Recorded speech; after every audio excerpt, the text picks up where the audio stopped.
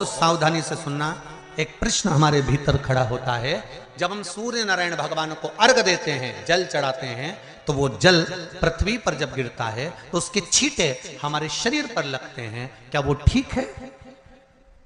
क्या वो श्रेष्ठ है? तो शिव महापुराण की कथा कहती है, जब हम सूर्य को अर्घ देते हैं, सूर्य को जल चढ़ाते हैं, वो पानी जब पृथ्वी पर गिरता है, उसके छींटे हमारे शरीर पर लगते हैं, तो वो श्रेष्ठता का भाव निर्मित करते हैं। वो गलत नहीं हो सकता। कारण अब वो भी समझ लीजिए।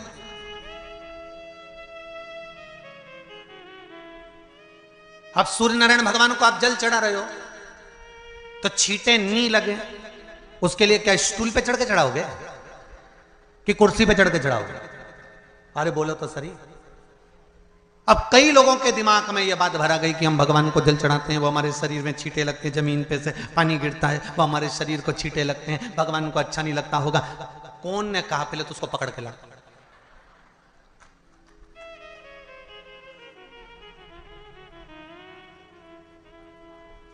क्योंकि मेरे राम जी महाराज, मेरे भगवान कृष्ण, बड़े बड़े संत, साधु, सन्यासी, तपस्वी, साधक, उपासक जितने भी हुए, जिन्होंने सूर्य की आराधना करी, इन्होंने टेबल पे चढ़ या कुर्सी पे चढ़कर जल नहीं चढ़ाया, इन्होंने पृथ्वी पर खड़े होकर ही, क्योंकि पृथ्वी तत्व के देव हैं शिव। जब हम मृत्यु लोक पर खड़े होकर, पृथ्वी पर खड़े होकर भगवान शंकर का भाग पृथ्वी तत्व को धारण कर कर जल को हाथ में लेकर जब समर्पित करते हैं, और जो जल नीचे गिरता है वो शरीर पर अगर लगता है तो हमको उसका आशीर्वाद ही प्राप्त होता है, दोष नहीं लगता। पर लोगों ने इसको विपरीत कर दिया। कि कौन ने विपरीत करा? कई लोगों ने इसको विपरीत कर दिया। कौन ने विपरीत करा? तो जो दूसरे धर्म के लोग होते हैं, जिनको हिंदू धर्म से नफरत होती है और जो हिंदू धर्म की पूजन, सेवा, अर्चना को समाप्त करना चाहते हैं, वो धीरे धीरे धीरे धीरे कहने लगे कि सूर्य को जल चढ़ाओगे तो शरीर में लगेगा, शरीर में लगेगा तो दोष लगेगा। इसको कह कहकर घर घर में सूर्य को जल चढ़ाना लोगों ने बंद कर दिया कि आप जल चढ़ाएंगे तो दोष लगेगा, शरीर पे छींटा लगेगा। ये दोष नहीं है। कितनी सुंदर बात है महाराज। सूर्य नारायण भगवान को जब जल चढ़ाया जाता है, हाथ सिर से 8 इंच की दूरी पर होना चाहिए। जम के बोलिए, सिर से कितना ऊंचा होना चाहिए? 8 इंच ऊपर अपना हाथ होना चाहिए मस्तक से सूर्य को जल चढ़ाते समय। और ना चांदी का, ना स्टील का, ना लोहे का, ना प्लास्टिक का, ना कांच का, ना सोने का कोई बर्तन, ना कांसे का, ना एल्युमिनियम का, ना पीतल का, केवल एक पात्र होना चाहिए, वो है तांबे का। काय का पात्र होना चाहिए? तांबे का पात्र। और सूर्य नारायण भगवान को जब 8 इंच ऊपर तुम्हारा हस्त है, और जब हम सूर्य को जल चढ़ा रहे हैं, कैसे जल चढ़ाना है वो भी समझ लीजिए। अगर कोई कैंसर का मरीज है, जिसके चेस्ट में कैंसर आ गया हो, लेफ्ट में, राइट में कहीं पर कैंसर आ गया हो, या कोई गठान आ गई हो, तो महाराज आप जल चढ़ाते समय उस जल की धार को सूर्य भगवान को जब चढ़ा रहे हो, तो धार आपकी गठान की ओर जाना चाहिए, जिससे सूर्य की किरण उस जल में से आपके उस स्थान पर पड़े, उस जगह पर पड़े जहां पर गठान है। महाराज आप लगातार जल तो चढ़ाना चालू करो, अच्छे अच्छे डॉक्टर फेल हो जाएंगे और कह देंगे गठान ठीक हो गई।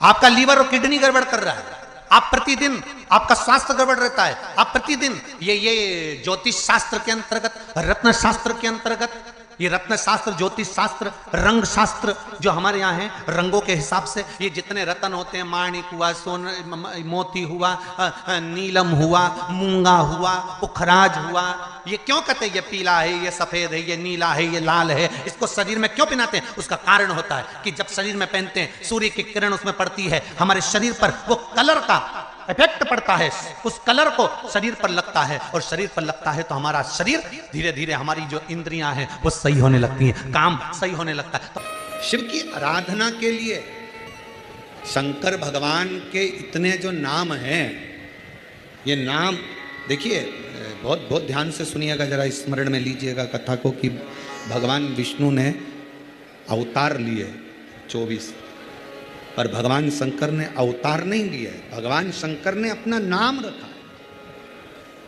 किस नाम से क्या प्राप्त हो सकता है,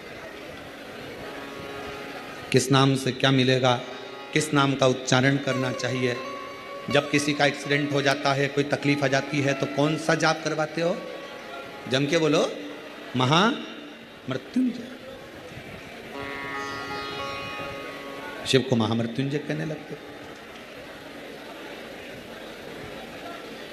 बार बार कोई घटना घटने लगती है परिवार में, अगर कोई सदस्य, एक व्यक्ति मर गया 6-8 महीने में, साल 2 साल में फिर दूसरा मर गया, फिर तीसरा मर गया, बार बार घटना घट रही है, तो फिर कृष्णेश्वर को याद किया जाता है। घड़े पर घड़ा और कृष्णेश्वर का नाम लेकर जब दो, वो घड़ा पे घड़ा, आप लोग इधर राजस्थान में तो ज़्यादा चलता ही है, घड़े पर घड़ा मतलब एक जो लोटा होता है पानी का कलश, उसके ऊपर दूसरा कलश रखा जाता है, और वो दोनों कलश एक साथ लेकर जाते हैं शिव के मंदिर में। एक के ऊपर एक रखा, अलग अलग नहीं, एक के ऊपर एक रखा। वो जिसके घर में घटनाएं ज़्यादा घटती है, बार बार ऐसा लगता है कि एक्सीडेंट हो रहा है, ये गाड़ी तो अभी ली थी, फिर एक्सीडेंट हो गया, फिर हो गया, फिर हो गया, बार बार कोई लड़का बच्चा ऊपर से गिर गया, नीचे से गिर गया, ये हो गया। घटना यदि बार बार घट रही है तो कृष्णेश्वर महादेव का स्मरण कराएं।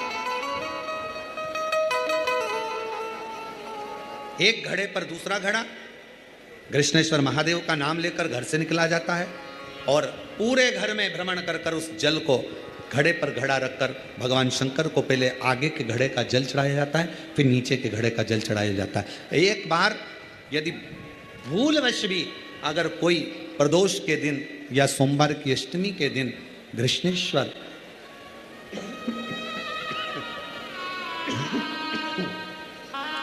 कृष्णेश्वर महादेव का नाम लेकर यदि जल चढ़ाता है तो निश्चित है उसके घर में फिर घटना घटना बंद हो जाती है। कृष्णेश्वर महादेव उसको संभाल ले,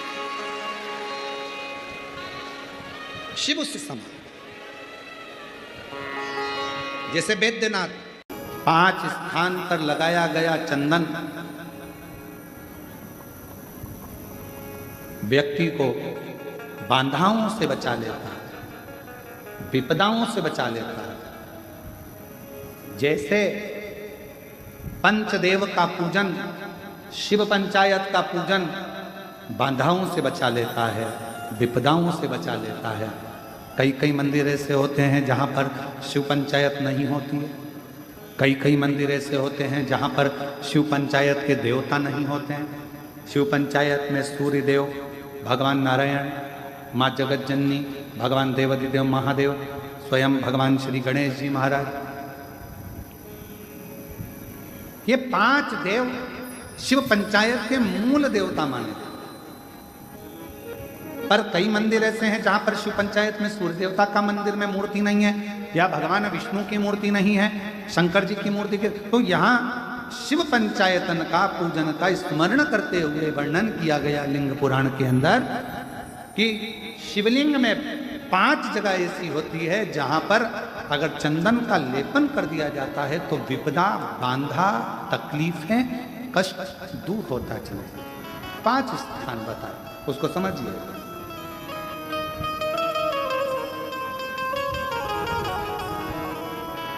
जैसे इसको देखो, ठीक है, ये शिवलिंग को अपन मान लो, इसको जलाधारी मानो जहां से जल बहता, ठीक है।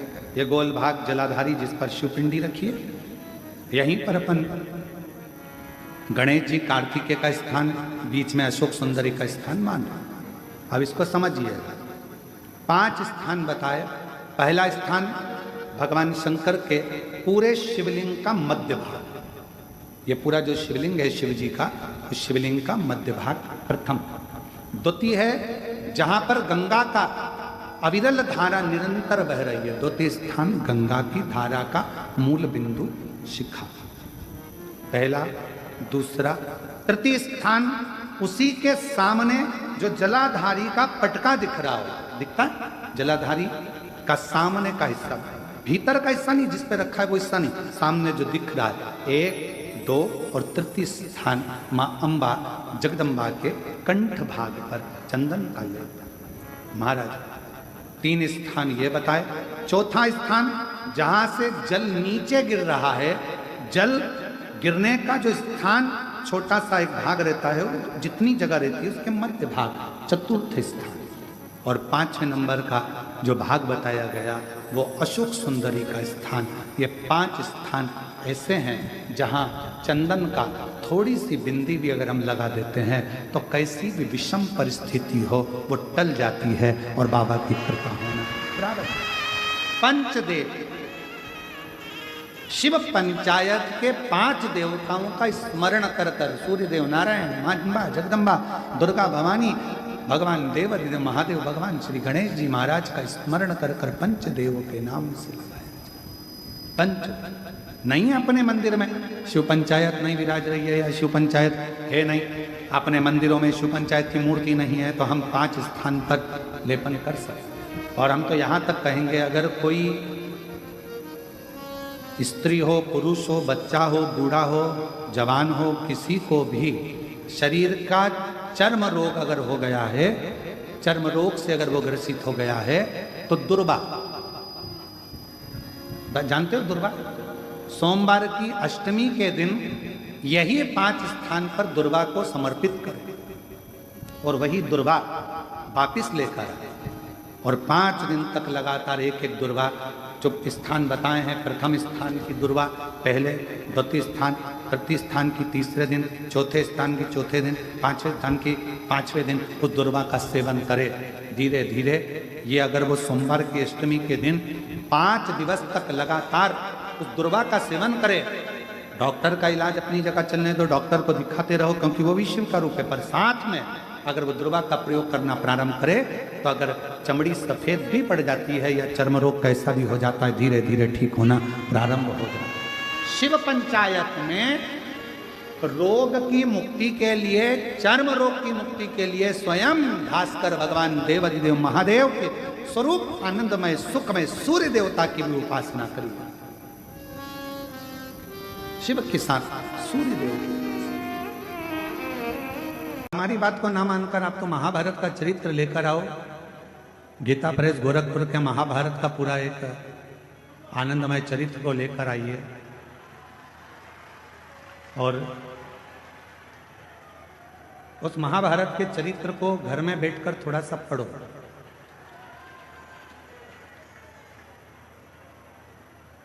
और जब आप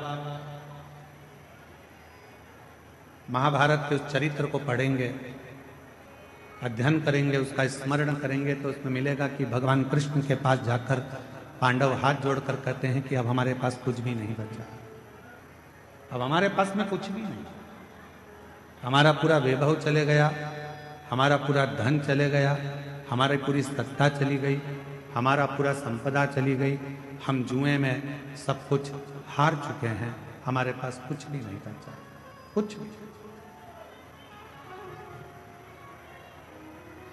अब हमारे पास में कुछ भी नहीं है तो हम क्या करें?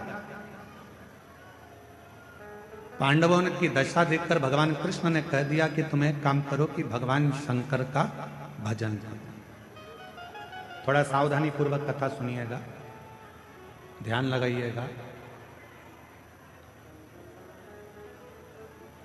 कथा में आपका ध्यान रहे। बहुत दूर दूर से आप लोग आए हो और बाबा की कथा सुनने के लिए आए। आपके पास में अगर कोई खड़ा भी है तो उसके पांव पड़ लो, हाथ जोड़ लो और उसको नीचे बिठा कर कह दो थोड़ी देर चुप हो जा, 2 घंटे के बाद जितना बोलना है बोलते रहे। उसके पांव पड़कर उसको नीचे बिठा कर कह दो 2 घंटे चुप हो जा, उसके बाद में तू बोल लेना जितना बोल, और नीचे बैठ जा।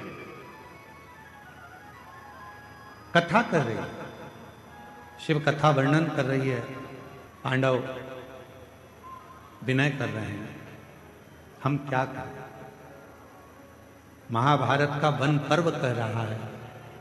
भगवान कृष्ण ने कह दिया कि तुम शिव की आराधना करो, भगवान शंकर की साधना करो। शिव की आराधना, हाँ। भगवान शंकर की साधना, हाँ। इतने में भीम ने कहा कि एक काम करते हैं, अगर शिव जी की ही आराधना करना है, साधना करना है, और शंकर भगवान यदि हमें सब कुछ दे सकते हैं, तो हम सीधे कैलाश पर चले जाते हैं।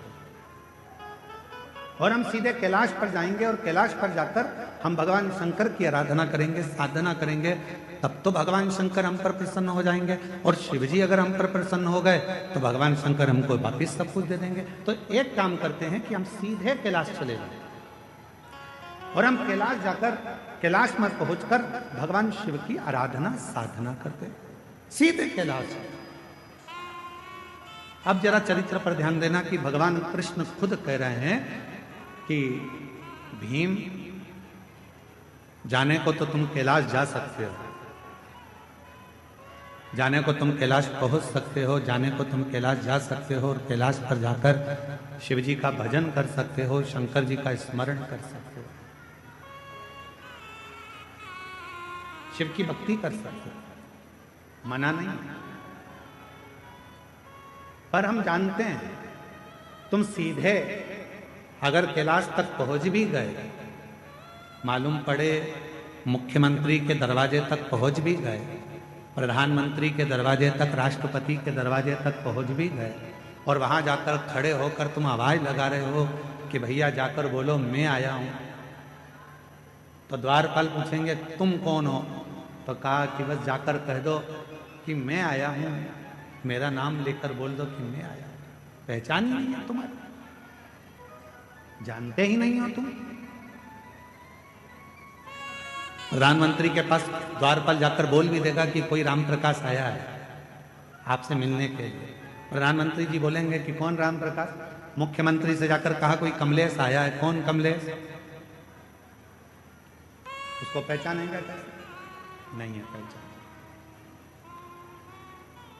वापिस आ गया, दरवाजा खटखटा। भगवान कृष्ण कह रहे हैं भीम, कैलाश पर जाकर भजन करना सरल है, पहुंच जाओगे, बैठ जाओगे, पुकार लोगे, विनय कर लोगे, निवेदन कर लोगे, बाबा को बार बार पुकार लोगे, पर याद रखना वहां बाबा तुम्हारी पुकार को सुन भी लेंगे तो भी तुम्हें कुछ दे नहीं पाएंगे, कुछ दे नहीं पाएंगे। इसलिए एक काम करो, 12 वर्ष के लिए तुम जब वन में भ्रमण करोगे, इन 12 वर्ष में प्रतिदिन का एक नियम बना लो कि एक पार्थिव शिवलिंग का निर्माण करना है, पूजन करना है। नजदीक में कोई शंकर जी का शिवलिंग है, वहां जाकर आराधना करना है। 12 वर्ष के वन में तुम 12 वर्ष तक जब वन में रहो तो 12 वर्ष के वन में केवल शंकर की आराधना करना, शिव मंदिर तक जाना, शिवालय की पूजन करना, पार्थिव पूजन करना और शंकर का स्मरण करना। 12 वर्ष तक शंभू, 12 वर्ष तक तुम शिव का भजन, 12 वर्ष। हम सीधे अगर कैलाश चले जाएं और कैलाश में जाकर अगर भगवान शंकर से मिले तो मिल जाएंगे, मिलेंगे, ऐसा नहीं कि नहीं मिलेंगे, पर नहीं दे पाए। शिव महापुराण की कथा कहती है कि 12 वर्ष तक पांडवों ने भगवान शंकर की रोज प्रतिदिन शिवलिंग का निर्माण करा और पूजन करा। एक समय ऐसा आ गया कि भीम के मन में आया कि नियम सबने लिया है तो थोड़ी सी मैं जरा हंसी उड़ा लूं, और भीम ने क्या करा, एक पेड़ को काटकर उसकी जड़ को लिया, जड़ को गोल घुमाकर एक जगह पर रख दिया और अर्जुन से जाकर कह दिया कि ये शंकर का शिवलिंग है और तू पूजन कर। अर्जुन को नहीं मालूम था कि ये शंकर का शिवलिंग है या जड़ है, उसने तो शिवलिंग माना और अर्जुन ने शिवलिंग मानकर उसकी आराधना कर ली, साधना कर ली, जल चढ़ा लिया, पूजन कर ली, बेलपत्र चढ़ा दी, भक्ति कर ली, पंचाक्षर मंत्र का जाप कर लिया, षडाक्षर मंत्र बोल लिया, ओम नमः शिवाय बोल लिया, नमः शिवाय बोल लिया। अर्जुन ने बारंबार शिव जी को प्रणाम कर लिया, दंडवत कर लिया। थोड़ी देर बाद भीम आकर बोलता है, जिस शिवलिंग पर तुमने जल चढ़ाया अर्जुन, जिस शिवलिंग पर तुमने बेलपत्र चढ़ाया अर्जुन, जिस शिवलिंग को तुमने भोग लगाया अर्जुन, जिस शिवलिंग को तुमने नमः शिवाय कहा अर्जुन, जिस शिवलिंग को तुमने षडाक्षर मंत्र ओम नमः शिवाय का स्मरण जाप किया है, जिस शिवलिंग के सामने, ये शिवलिंग नहीं है अर्जुन, ये तो मैंने एक पेड़ की जड़ को उठाकर रख दिया था और ये शिवलिंग नहीं है। तुम चाहो तो मैं अभी इसको उठाकर दूर फेंक कर बता देता हूं। इतने में अर्जुन ने कहा, भीम भले तुमने पेड़ की जड़ काट कर रखी हो, पर मेरा विश्वास करता है कि मैंने जल चढ़ाते समय इसको शंकर मान लिया, तो ये वृक्ष की जड़ भी शंकर हो गई। ये वृक्ष की जड़ भी शंकर हो गई है, शिव हो गया है, इसमें शंकर का अंश विराजमान हो गया है, अब ये शिव हो गया, अब तुम इसे उठा नहीं सकते। भीम ने कहा, मैं लेकर आया हूं, और यदि मैं लेकर आया हूं तो मैं इसको उठा सकता। अब भीम अर्जुन से कहता है, देखो मैं अभी उठाकर बताता हूं। भीम ने उस जड़ को उठाने का प्रयास करा, खूब प्रयास करा, पर वो जड़ तिल मात्र भी हिल ना सकी। तब भीम ने हाथ जोड़ लिए कि यहां शंकर विराजमान हो गए। शुभ भटक लो। शिव थोड़ी परीक्षा लेते हैं।